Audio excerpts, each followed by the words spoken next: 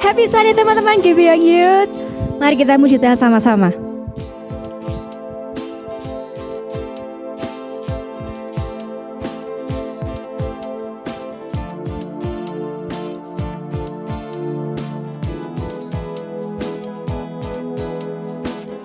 Bersyukurlah kepadanya, bawalah pujian baginya, karena dia Raja, oh, dia yang perkasa.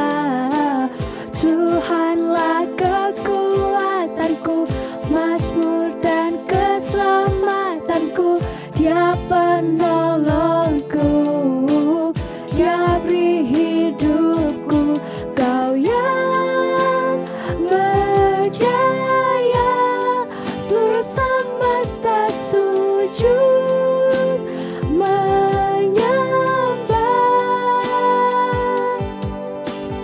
Agunglah kebangkitanmu, mujizat telah terjadi. Junjung kasih anugerahmu, kekal teguh dan mulia. Masyurlah perbuatanmu, kau penyelamat hidupku. Kasihmu tiada tara, bertata kau Tuhan Rajaku.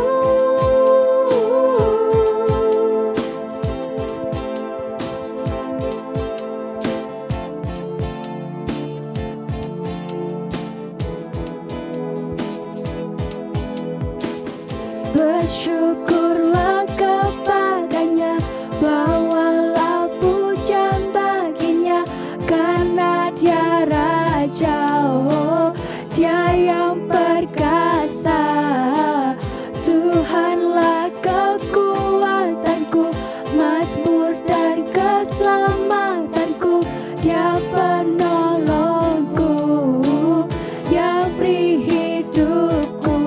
Kau yang berjaya, seluruh semesta sujud menyembah. Agunglah kebangkitanmu, mujizat telah terjadi. Junjung kasih anugerahmu, kekal teguh dan mulia. Masyurlah perbuatanmu, kau penyelamat hidupku. Kasihmu tiada tara, bertata kau Tuhan Rajaku.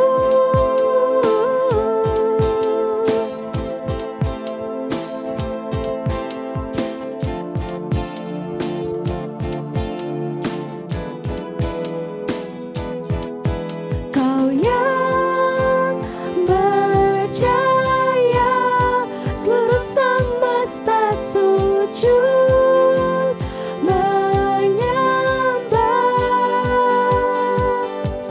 Kau yang berjaya, seluruh semesta sujud menyembah. Agunglah kebangkitanmu, mujizat telah terjadi. Junjung kasih anugerahmu, kekal teguh dan mulia. Masyurlah perbuatanmu, kau penyelamat hidupku. Kasihmu tiada tara, bertata kau Tuhan Rajaku.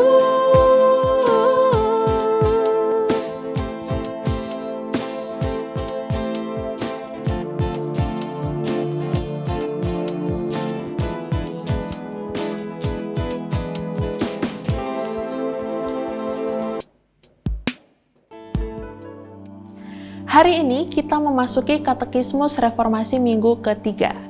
Aku akan bacakan pertanyaan dan kita akan membaca jawabannya bersama-sama. Ada berapa pribadi dalam satu Allah? Ada 3 pribadi dalam satu Allah yang benar dan hidup, Bapa, Anak, dan Roh Kudus. Ketiganya sama dalam hakikatnya dan setara dalam kuasa dan kemuliaan. Kita baca bersama-sama ayat yang terambil dari 2 Korintus 13 ayat 13. Kasih karunia Tuhan Yesus Kristus dan kasih Allah dan persekutuan Roh Kudus menyertai kamu sekalian. Teman-teman, kalau kita membahas mengenai Allah Tritunggal, kita banyak mendengar pertanyaan-pertanyaan yang membuat kita pun sulit untuk menjawabnya. Dan hal ini akhirnya bisa menimbulkan salah pengertian, sehingga ada banyak orang yang menganggap bahwa orang Kristen ini menyembah 3 Tuhan. Bahkan aku sendiri pun pernah ditanya hal yang sama. Maka penting sekali bagi kita untuk mengerti doktrin ini agar iman kita tetap kuat dan tidak goyah. Teman-teman, yang perlu kita pahami adalah bahwa orang Kristen tidak menyembah 3 Allah. Kita percaya hanya ada satu Allah yang esa, yang disebut sebagai monoteisme. Meskipun begitu, Allah hadir dalam 3 pribadi, yaitu Bapa, Anak, dan Roh Kudus. Bapa adalah Allah, Anak adalah Allah, Roh Kudus juga adalah Allah, dan mereka satu. Tetapi Bapa bukan Anak, Anak bukan Roh Kudus, dan Roh Kudus bukan Bapa. Dan semuanya setara dalam kuasa, kemuliaan, kekudusan, dan keagungannya. Tidak ada yang lebih tinggi dari yang lainnya. Mungkin kita merasa bingung ya, tapi ini hal yang cukup wajar, karena kita ini adalah manusia yang terbatas. Wajar jika kita sulit memahami Allah yang lebih besar dari kita, yang dapat melampaui ruang dan waktu. Tapi ada kabar baik, teman-teman. Allah Tritunggal adalah gambaran dari kasih yang sejati. Kalau Allah tidak memiliki 3 pribadi, Ia memerlukan ciptaannya agar dapat disebut Maha Kasih. Karena untuk disebut Maha Kasih, Ia perlu mengasihi sesuatu. Puji Tuhan, Allah Bapa, Anak, dan Roh Kudus saling mengasihi, dan kasih itu dimulai dari kekekalan sebelum dunia dijadikan. Lalu apa kaitannya? Apa pentingnya? Dan apa pengaruhnya mengetahui hal ini dalam hidup kita? Allah yang Maha Kasih itu sekarang menunjukkan kasih-Nya pada kita. Dan Dia memilih untuk tinggal bersama dengan kita.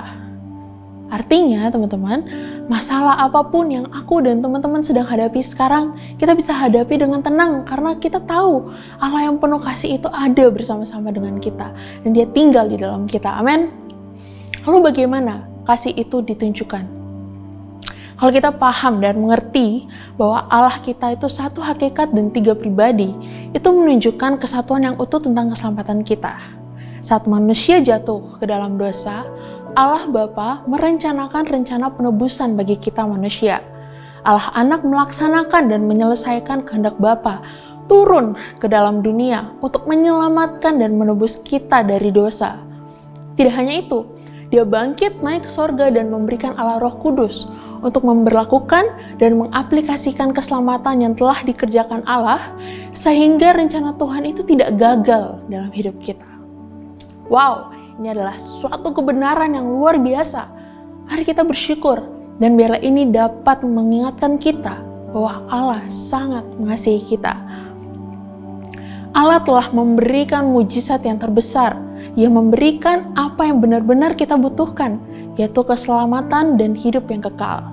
Kita dapat merasa aman dan tenang karena hidup kita ada di dalam tangan-Nya. Mari sama-sama kita satu dalam doa.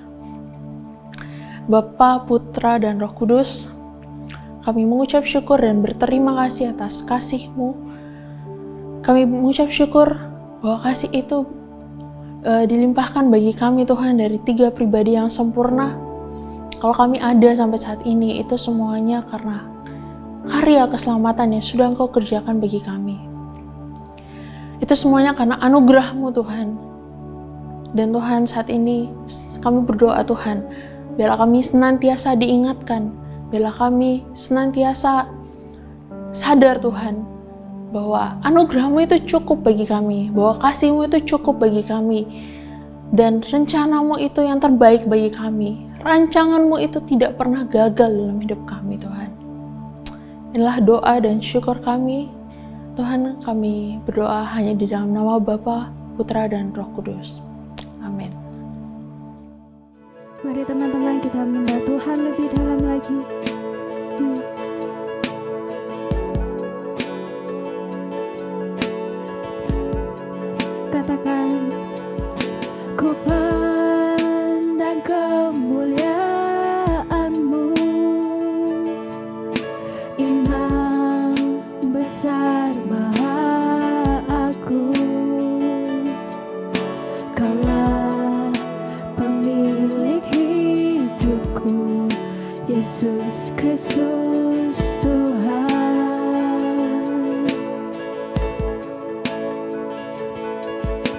sujud di depan tatamu,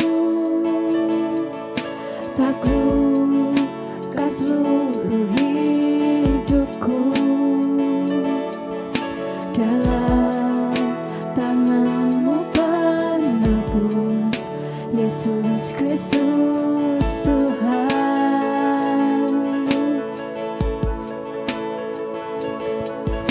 Tiada satu pun yang luput dari karya kasih mulia-mulia. Bagimu segala pujian, hormat, kemuliaan.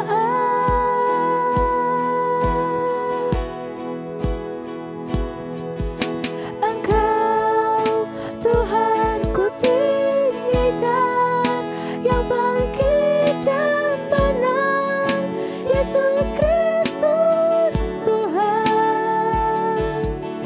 Raja mulia dan luhur, berkorban bagiku.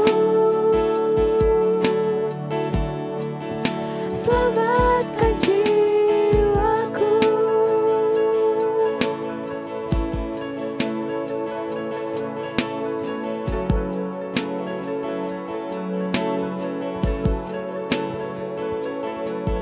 Sujud di depan tatamu, taklukkan seluruh hidupku. Dalam tanganmu penebus, Yesus Kristus Tuhan. Tiada satu pun yang luput dari karya kasih mulia-mulia. Bagimu segala pujian, hormat, kemuliaan.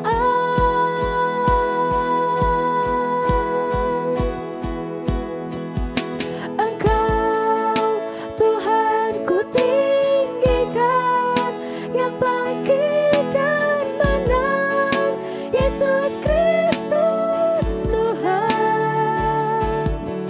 Raja mulia dan luhur, berkorban bagiku.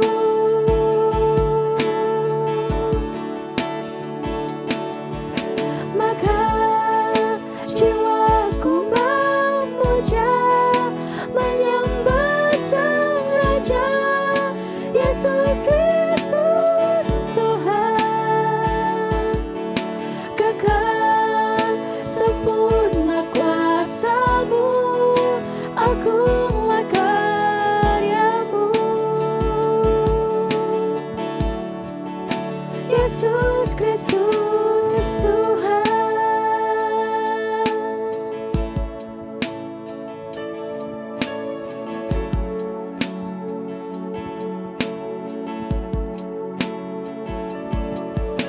Tiada satu pun yang luput dari karya kasih mulia-mulia. Bagimu segala pujian, hormat, kemuliaan.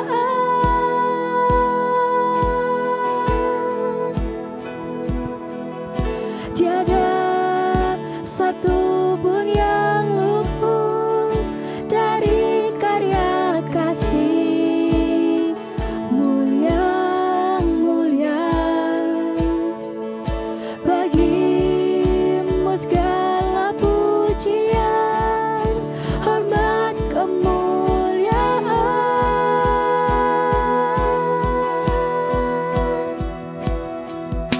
Engkau Tuhan ku tinggikan, yang bangkit dan menang, Yesus Kristus Tuhan.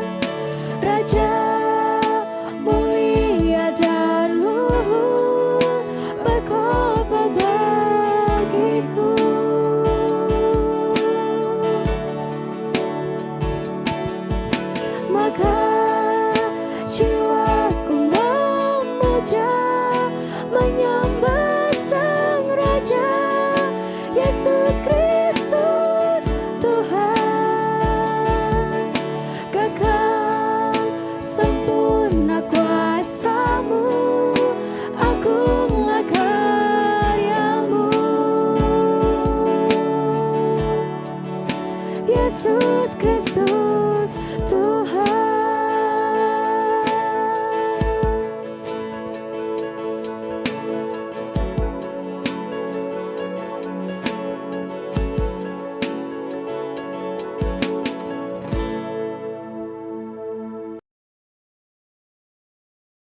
Shalom teman-teman Gibeon Youth, Happy Sunday. Senang sekali bisa menyapa teman-teman kembali. Memasuki minggu ketiga di tahun yang baru ini, bagaimana kabarnya? Sudah mulai disibukkan dengan pelajaran di sekolah? Kalau saya tidak salah informasi, sepertinya sekarang sudah bisa kembali datang ke sekolah 100% ya. Semoga teman-teman bisa mengikuti dan menikmati pembelajaran teman-teman dengan baik ya. Tentunya mari kita juga terus berdoa supaya di gereja kita pun pelan-pelan kapasitasnya bisa terus meningkat supaya lebih banyak dari antara kita yang bisa datang ke ibadah youth secara onsite. Hari ini kita akan merenungkan firman Tuhan dari Yehezkiel 37, satu pasal lengkap dengan judul God Pictures a Future Hope. Mari sebelum baca dan mendengar perenungannya, kita mohon pertolongan Roh Kudus di dalam doa. Bapa dalam surga, terima kasih untuk kasih setiamu pada setiap kami. Dan hari ini kembali kami akan membaca dan merenungkan firman-Mu. Kiranya Tuhan yang menolong setiap kami, baik kami yang mendengar maupun hamba-Mu yang menyampaikan. Kiranya Roh Kudus-Mu sendiri yang menolong kami. Di dalam nama Tuhan kami Yesus Kristus, kami berdoa. Amin. Saya akan bacakan untuk kita Yehezkiel 37, hanya 6 ayat pertama saja. Dengarkanlah firman Tuhan. Lalu kekuasaan Tuhan meliputi aku dan ia membawa aku keluar dengan perantaraan rohnya dan menempatkan aku di tengah-tengah lembah. Dan lembah ini penuh dengan tulang-tulang. Ia membawa aku melihat tulang-tulang itu berkeliling-keliling dan sungguh amat banyak bertaburan di lembah itu. Lihat, tulang-tulang itu amat kering. Lalu ia berfirman kepadaku, "Hai anak manusia, dapatkah tulang-tulang ini dihidupkan kembali?" Aku menjawab, "Ya Tuhan Allah, Engkaulah yang mengetahui." Lalu firman-Nya kepadaku, "Bernubuatlah mengenai tulang-tulang ini dan katakanlah kepadanya, hai tulang-tulang yang kering, dengarlah firman Tuhan. Beginilah firman Tuhan Allah kepada tulang-tulang ini. Aku memberi nafas hidup di dalammu supaya kamu hidup kembali. Aku akan memberi urat-urat padamu dan menumbuhkan daging padamu. Aku akan menutupi kamu dengan kulit dan memberikan kamu nafas hidup supaya kamu hidup kembali. Dan kamu akan mengetahui bahwa akulah Tuhan." Demikian jauh pembacaan firman Tuhan. Teman-teman familiar dengan game Plants vs. Zombies? Siapa yang pernah main game ini? Sewaktu game ini keluar, saya suka sekali main ini. Bahkan nggak butuh waktu lama, saya bisa selesai semua level yang ada. Pokoknya favorit saya banget game ini. Padahal sebenarnya saya nggak terlalu suka sama yang namanya zombie. Cuma karena zombie di game ini tidak menyeramkan, makanya saya suka mainnya. Kalau zombie-zombie yang biasa kita lihat di film memang terkesan agak menyeramkan dan kadang menjijikan ya. Nah, bicara tentang zombie, ada yang tahu nggak kenapa zombie suka makan otak manusia? Atau setidaknya kenapa zombie digambarkan suka makan otak? Percayalah kalau tidak mempersiapkan khotbah ini, saya juga tidak akan cari tahu alasannya. Dari artikel yang saya baca, zombie makan otak manusia karena menurut salah satu sutradara film tentang zombie, otak manusia memiliki kadar serotonin yang tinggi. Serotonin sendiri adalah satu dari 4 hormon bahagia dan berfungsi untuk membuat mood kita tetap senang. Nah, zombie butuh ini karena mereka butuh untuk meringankan rasa sakit yang mereka rasakan. Lucu ya, zombie ini sudah mati tapi masih bisa merasakan sakit. Harusnya kan kalau udah mati ya mati aja, tidak mungkin merasakan apa-apa. Nah, lebih tidak mungkin lagi untuk hidup kembali, benar nggak? Siapa coba di sini yang kalau sudah mati terus bisa bangkit lagi? Nggak mungkin ada ya, kecuali nanti Tuhan Yesus sudah datang untuk kedua kalinya. Lantas apa perikop yang telah kita baca tadi bicara tentang zombie? Jauh sebelum kita diperkenalkan dengan zombie, ternyata Alkitab sudah ada penggambaran seperti ini. Coba bayangkan kita jadi Yehezkiel yang sedang menerima penglihatan di pasal 37 ini. Kita dibawa ke sebuah lembah, mungkin suasananya juga agak mendung-mendung suram, dan di lembah tersebut ada begitu banyak tulang. Bukan cuma 1 atau 2, tetapi memenuhi seluruh lembah itu. Dan dari antara tulang-tulang tersebut, sesekali kita melihat ada tengkorak yang setengah terkubur di tanah, setengahnya dapat kita lihat. Seperti menyaksikan gambaran dari sebuah film horor ya. Pelan-pelan, dari tulang-tulang yang kita lihat itu, masing-masing mulai tersambung, membentuk kerangka tubuh manusia. Dan setelah tersambung, mulai tumbuh otot, dan akhirnya ditutupi juga dengan kulit. Sungguh hal yang luar biasa, bukan? Nah, kalau kita teruskan pembacaan kita di Yeskel 37, kita akan menemukan bahwa tulang yang telah dihidupkan ini akhirnya dihembuskan nafas kehidupan. Mereka menjadi manusia yang sepenuhnya hidup dan dituliskan menjadi suatu tentara yang sangat besar. Sekarang pertanyaannya begini, apa yang dilihat oleh Yeskel ini kan sebuah penglihatan. Nah, mengapa sampai dia harus mendapat penglihatan seperti ini? Nah, kita akan sama-sama pelajari.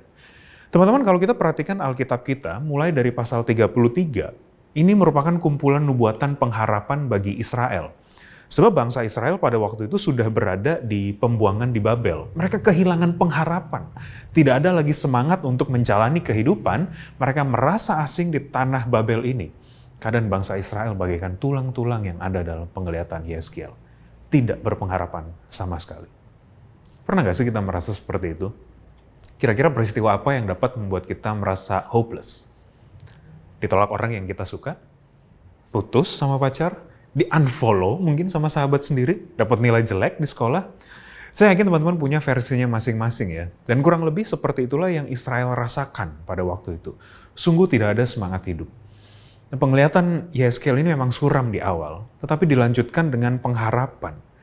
Nah, apa yang Tuhan minta Yeskel lakukan pada tulang-tulang itu? Perhatikan kembali di ayat 4 yang tadi kita baca. Bernubuatlah mengenai tulang-tulang ini dan katakanlah kepadanya, dengarlah firman Tuhan. Tuhan memerintahkan Yeskel untuk bernubuat, untuk berfirman kepada tulang-tulang tersebut. Nah, sewaktu saya membaca ini mengingatkan saya pada kitab Kejadian, di mana pada waktu Allah menciptakan semesta ini, Tuhan berfirman, dan dari firman-Nya semua tercipta. Nubuat yang disampaikan oleh Yehezkiel akhirnya membuat tulang-tulang tersebut tersambung kembali dan mulai muncul daging dan urat. Nah, meski sudah tersusun menjadi seperti manusia, tetapi belum ada napas dalam tubuh-tubuh tersebut. Mungkin mirip patung manekin atau zombie kali ya. Setelah itu apa yang Yeskel lakukan? Tuhan kembali memerintahkan agar Yeskel bernubuat, tetapi bukan kepada tubuh yang sudah terbentuk. Tuhan memerintahkan Yehezkiel bernubuat kepada nafas hidup untuk masuk kepada tubuh yang ada. Barulah mereka menjadi manusia yang hidup dan menjadi tentara, dituliskan di sana. Penglihatan ini merupakan tugas yang harus Yeskel lakukan kepada bangsa Israel. Yeskel harus memberitakan kepada bangsa Israel bahwa Tuhan akan membangkitkan Israel dan membawa Israel kembali ke tanahnya. Bahkan Allah juga berfirman bahwa Ia akan memberikan rohnya ke dalam diri orang Israel. Selain itu, ada janji yang Tuhan berikan, bahwa Tuhan berfirman untuk menyatukan kembali kerajaan Israel. Kita tahu bahwa kerajaan Israel terpecah menjadi dua, utara dan selatan, Israel dan Yehuda. Dan sebenarnya bagi orang Israel pada zaman itu, mereka merindukan hari di mana kedua kerajaan tersebut dapat kembali bersatu. Nah, mendengar nubuat yang disampaikan di Yeskel ini, pastinya membangkitkan semangat Israel kembali. Mungkin kalau tadi kita sudah merasa hopeless karena ditolak orang yang kita suka, atau putus dari pacar, giliran dia chat kita lagi, hai, wah, itu pasti langsung ada harapan lagi nih. Sepertinya mau balikan ya, sepertinya dia mempertimbangkan untuk terima kita. Padahal baru satu kata, baru hai aja.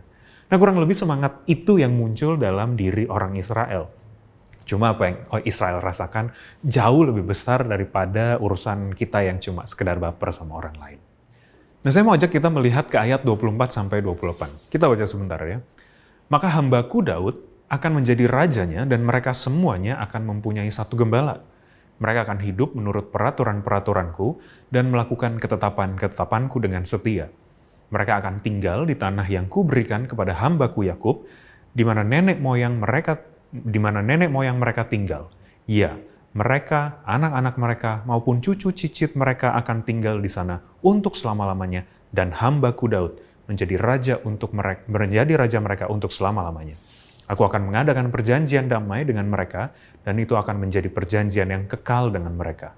Aku akan memberkati mereka dan membuat mereka banyak dan memberikan mereka tempat kudusku di tengah-tengah mereka untuk selama-lamanya.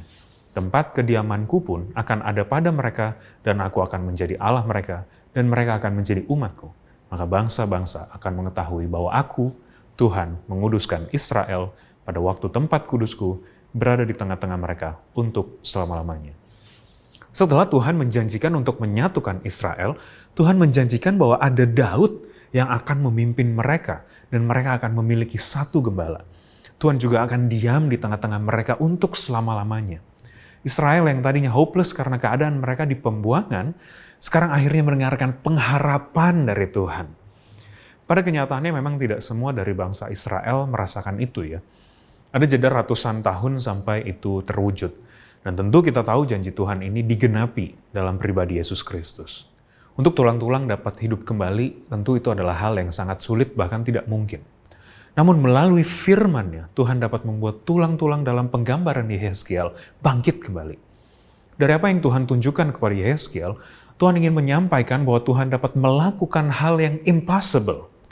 Sebenarnya teman-teman ada satu hal impossible lagi yang kita sama sekali tidak bisa lakukan. Hal impossible tersebut adalah menyelamatkan diri kita dari dosa. Tidak ada dari antara kita yang bisa melakukan itu. Hanya Tuhan sendiri yang dapat melakukannya. Bagaimana Tuhan menyelamatkan kita dari dosa? Sama seperti Tuhan membangkitkan tulang-tulang tadi. Tuhan menyelamatkan kita dengan firman-Nya. Hanya saja, firman Allah tersebut menjadi manusia, yaitu Yesus Kristus. Dialah firman Allah yang menyelamatkan kita semua manusia berdosa. Di masa yang lalu Tuhan menggunakan Yehezkiel dan nabi-nabinya untuk menyampaikan firman-Nya, namun untuk menyelamatkan kita dari dosa, Allah sendiri yang langsung turun. Tidak lagi menggunakan perantaraan nabi. Dia sendiri yang datang menjadi manusia. Tuhan Yesus menjadi sama seperti kita. Perasaan hopeless Israel tentu bukan perasaan yang baik. Namun seburuk-buruknya, separah-parahnya apa yang Israel rasakan, itu hanyalah sebuah masalah kecil. Masalah yang lebih besar adalah masalah keberdosaan kita. Parahnya, seringkali kita tidak merasa hopeless karena masalah dosa ini. Kita merasa diri kita baik-baik saja, kita masih dapat menjalani hidup dengan baik, kita semangat bahkan menjalani hidup ini. Tidak seperti bangsa Israel. Justru ini hal yang miris teman-teman kalau kita merasa demikian. Meskipun hidup kita baik-baik saja, meskipun kita semangat dalam menjalani hidup ini, bukan berarti kita tidak berdosa. Kalau kita merasa baik-baik saja, itu berarti kita benar-benar hanya mengandalkan diri kita dalam menjalani hidup ini. Kita sama sekali tidak bergantung kepada Tuhan, dan itu pun sudah termasuk dosa. Kita perlu sadar bahwa hidup kita ini benar-benar ditutupi oleh dosa. Buktinya kita bisa menyakiti hati teman kita, hati orang tua kita, atau bahkan membohongi mereka, dan tidak ada dampak langsungnya yang mungkin yang kita lihat di diri mereka atau di diri kita. Namun harusnya kita sadar bahwa kita mampu melakukan hal-hal tersebut karena kita memiliki masalah dosa. Itulah yang perlu diselesaikan oleh Kristus. Karena itu merupakan hal yang tidak mungkin untuk kita selesaikan sendiri. Teman-teman Gibeon Youth yang terkasih, apakah kita hari ini menyadari keberdosaan kita? Lihat kembali ke dalam diri kita masing-masing. Adakah hal yang terus-menerus kita lakukan? Mungkin itu pornografi. Kita tahu itu salah, tetapi sepertinya kita tidak bisa lepas dari hal tersebut. Mungkin juga kita tidak bisa lepas dari kecanduan game. Malahan kita rela menggunakan uang jajan kita untuk top up di game yang kita mainkan. Bisa jadi juga kita terlalu menuntut kesempurnaan dalam diri kita maupun orang lain. Sampai-sampai kita rela menjelek-jelekan orang lain, menyakiti hati teman kita, supaya kita terlihat baik. Supaya kita dinilai hebat oleh orang lain.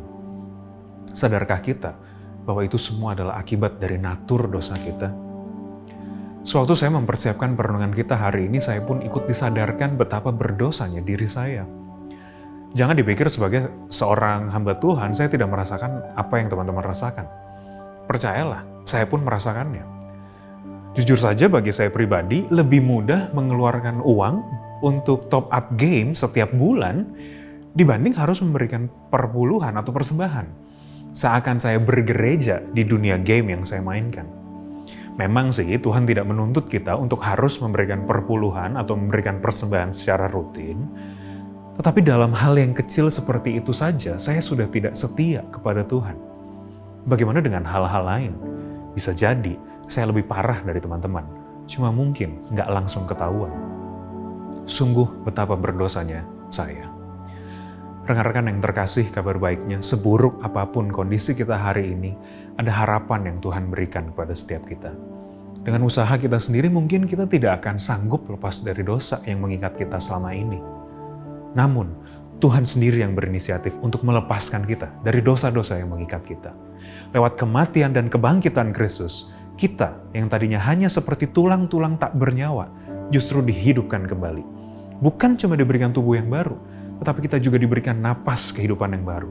Sebab Roh Kudus sudah tinggal di dalam diri kita. Firman Tuhan di dalam Galatia 2 ayat 20 berkata, "Namun aku hidup, tetapi bukan lagi aku sendiri yang hidup, melainkan Kristus yang hidup di dalam aku. Dan hidupku yang kuhidupi sekarang di dalam daging adalah hidup oleh iman dalam Anak Allah yang telah mengasihi aku dan menyerahkan dirinya untuk aku." Hidup kita sekarang adalah hidup Kristus. Ia telah menyerahkan nyawanya bagi kita melalui karya salib, supaya kita sekarang dilepaskan dari dosa-dosa kita. Terimalah kasih dan anugerah dari Allah ini, teman-teman. Kita tidak perlu capek-capek usaha sendiri karena kita tidak akan mampu. Melainkan bersandarlah pada Kristus karena Ia sudah menyelesaikan semuanya bagi teman-teman dan bagi saya. Betul, kita mungkin masih akan gagal, tapi dalam kegagalan kita, dalam kejatuhan kita, Roh Kudus akan menopang kita. Lewat segala hal yang kita lalui dalam hidup ini, Roh Kudus akan perlahan-lahan menguduskan kita. Sedikit demi sedikit, kita dibentuk semakin serupa dengan Kristus. Teruslah jalani kehidupan ini sambil terus berpegang kepada kuat kuasa Roh Kudus. Amin. Mari kita berdoa. Ya Bapa, terima kasih untuk firman-Mu yang boleh kami dengar hari ini. Sungguh kami sadar bahwa kami adalah orang-orang berdosa. Kami layaknya tulang-tulang yang dilihat oleh Yehezkiel dalam penglihatan yang Kau berikan. Kami tidak memiliki pengharapan ya Tuhan kalau kami menjalaninya sendiri, kalau kami berusaha sendiri. Kami sadar kami terikat oleh dosa-dosa kami. Tapi kami bersyukur kalau karya keselamatan-Mu, anugerah keselamatan-Mu telah Kau berikan kepada setiap kami yang percaya ya Tuhan. Dan biarlah kami mau terus bersandar kepada anugerah itu, agar kami tidak lagi mengandalkan diri kami sendiri untuk lepas dari dosa, tapi kami sungguh mengandalkan Engkau ya Tuhan. Dan terima kasih juga untuk Roh Kudus yang telah Kau berikan kepada setiap kami. Dan biarlah Roh Kudus-Mu juga yang akan menolong dan memampukan kami menjalani sehari demi sehari, menjalani proses pengudusan yang Engkau sediakan bagi kami. Terima kasih ya Tuhan untuk semuanya. Kami naikkan doa ini di dalam nama Tuhan kami Yesus Kristus, Tuhan yang telah menganugerahkan keselamatan bagi kami. Di dalam nama Tuhan kami Yesus Kristus kami berdoa. Amin. Teman-teman, kita sudah ada di akhir dari ibadah kita, dan sebelum kita bubar, saya ingin mengingatkan beberapa hal untuk teman-teman. Pertama, yang pasti saya mengajak untuk teman-teman bisa tetap aktif di dalam komunitas CG masing-masing, dan terus ikuti daily devotion yang dibagikan. Dan misalnya ada permohonan doa yang ingin disampaikan, silakan juga teman-teman sampaikan lewat link yang ada. Dan kalau minggu depan teman-teman akan ikut ibadah onsite, pastikan untuk registrasi terlebih dahulu. Itu saja yang perlu saya ingatkan. Happy Sunday, God bless you.